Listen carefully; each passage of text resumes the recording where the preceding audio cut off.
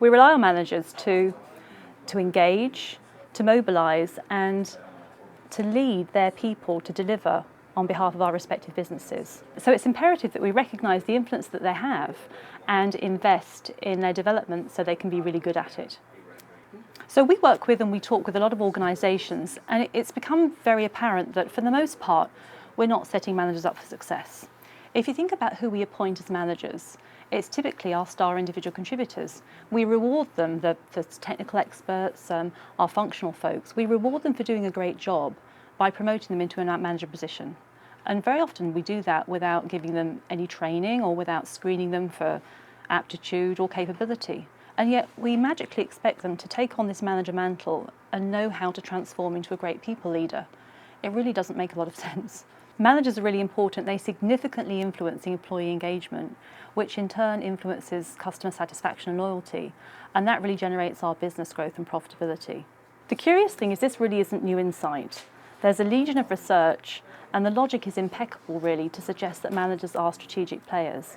And yet we continue to make the same mistakes. We promote haphazardly, we don't supply managers with the support and the guidance they really need, they continue to struggle, employees continue to get disengaged, and our businesses really aren't performing to the extent that they might.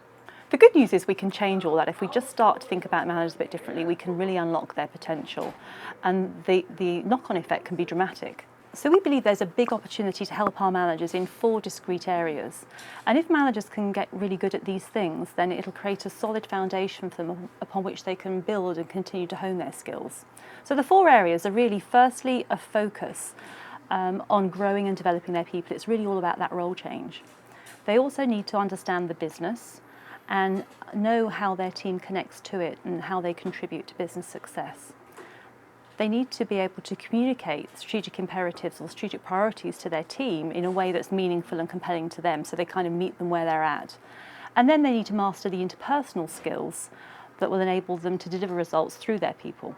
So think what it would be like if all of your managers, the entire manager constituency, was comprised of truly great managers. And they were not only great people leaders, but also able to focus all of their teams on the really important things that would drive your business forward. So that kind of leadership and focus across an entire manager population would be incredibly powerful, and I think a formidable point of differentiation. That's absolutely possible if we view managers through a different lens and start to invest in them as the strategic assets that they truly are.